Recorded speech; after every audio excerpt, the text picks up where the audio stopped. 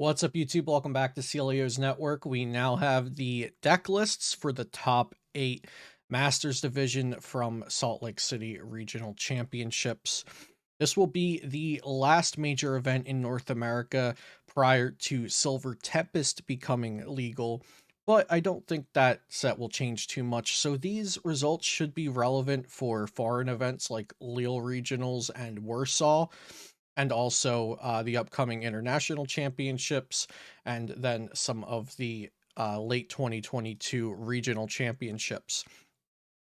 So if you already watched my video yesterday, you know that Hale Obernolte won with Arceus Gudra, but let's take a look at all of the top 8 lists, starting with Caleb Rogerson's Palkia Inteleon.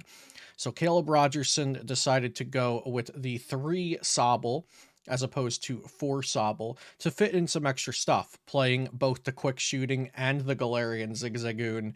And then let's take a look at the trainers, because the trainers is really the techable and toolboxy spots of the Palkia Inteleon deck. Most Palkia Inteleon decks will have a pretty generic lineup of Pokemon, some deciding between the quick shooting and the goon, and some others like Caleb choosing to play both.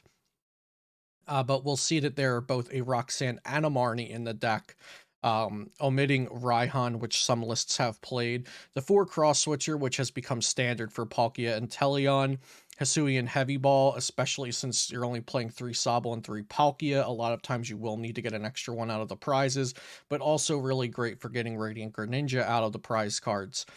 Then we have an Echoing Horn, which is pretty general for the deck, Choice Belt, and then Big Charm, which Big Charm is not in every Palkia Inteleon deck, so that's something that's special.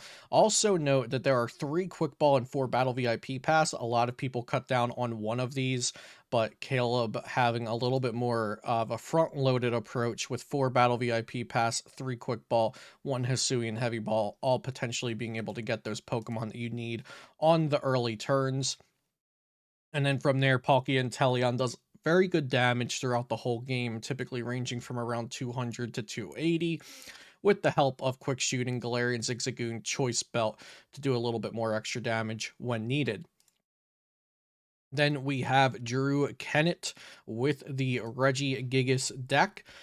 So let's take a look. Drew decided to play 2 of the Dragon Hordes Regidrago as well as a Dragon Energy Regidrago, and then 2 Regieleki with 1 of the Electromagnetic Sonar Regieleki that can get a trainer card back and also use the targeted bolt. Only playing 1 Gift Energy, although players say that this is a very important card for the deck. Playing 3 Path to the Peak, 2 Pokestop. The Pokestops helps you get through your deck faster, but the Path to the Peak shuts off things like Empoleon V, which can shut down your entire deck, because you do rely on Regigigas' Ancient Wisdom ability for this deck to work. Once during your turn, if you have all of the Regis in play, you may attach up to 3 energy from your discard pile to one of your Pokemon. So you are using this every turn to attach them to whichever Pokemon you need, whichever one of your Regis you need to have all these energies on. And you do that turn after turn after turn while playing only single prize Pokemon, which is very strong. Azul, Grant, and Caleb all also played Regigigas, placing 4th, 5th, and 6th, and they played the same exact list. So, the same exact list as each other. Their list differs from Drew Kennett's. They were playing 3 Regigigas, which I completely agree with, because Regigigas is good against Kyurem, and it's also good against Mew VMAX. Mew VMAX is always playing Lost Cities now, which can send your Regis to the Lost Zone, and some Kyurems decide to play Lost City as well. 3 Regigigas makes total sense to me, and then 3 Regieleki.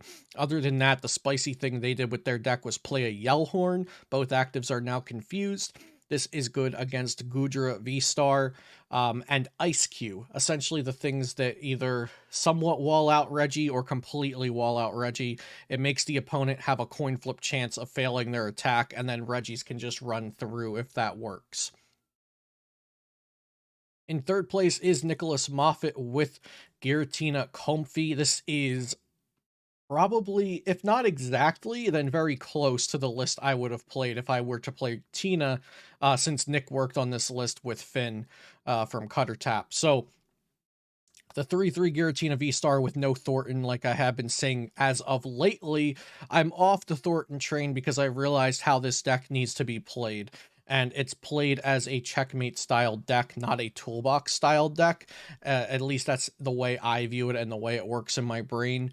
The Thornton feels like a very high roll play for this deck that is not necessary if you know the lines to play with the deck. When to bench your Giratina Vs? Is it early or late? What else do you need to set up as a threat alongside of those Giratinas, as opposed to trying to draw into the Thornton at the right time and surprising your opponent? Not to say that Thornton is bad, but I don't know if it's optimal for this format and the way that Giratina can be played.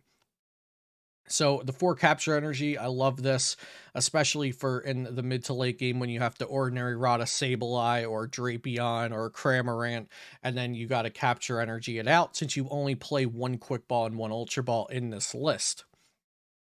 The Roxanne is great. I would love to have 2 Roxanne, I think.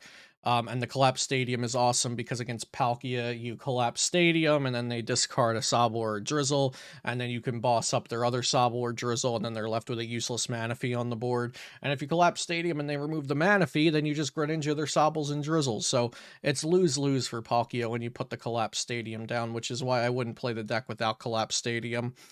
Next, we have James Thiel with his breakout performance, placing second with Arceus flying Pikachu. List is similar to something that Eric Smith from Rare Candy played in Peoria, I believe, with the Flying Pikachu VMAX that can wall out attacks from basic Pokemon, which we know is very strong, especially with Regigigas being so popular and being so successful. And then also the Espeon VMAX with Solar Revelation, prevent all effects of attacks from your opponent's Pokemon done to all of your Pokemon that have energy attached. So this will avoid Sableye's Lost Mine and also Giratina's Star Requiem, which are 2 big powerhouse attacks in our current standard format.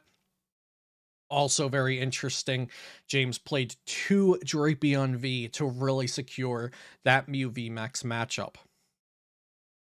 And lastly, Hail with Arceus Goodra. A couple things to note here, playing the double big Parasol, not only for Sableye and Tina, but also for the Regigigas attack, which would otherwise say that Goodra cannot attack next turn. So Regigigas has the Blizzard Bind. If the defending Pokemon is a V, it can't attack during your opponent's next turn. This could be a problem for Goodra, but Big Parasol stops that effect from affecting the Pokemon it's attached to. Also, the Path to the Peak, which was a new inclusion of Goodra this weekend. Path to the Peak is going to be good against Mew and also good against Kyurem. So those are the top 8 lists from Salt Lake City Regionals.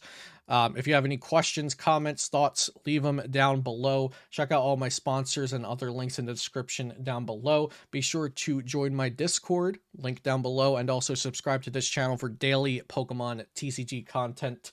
Thanks for watching, and I'll see you next time here on Celio's Network.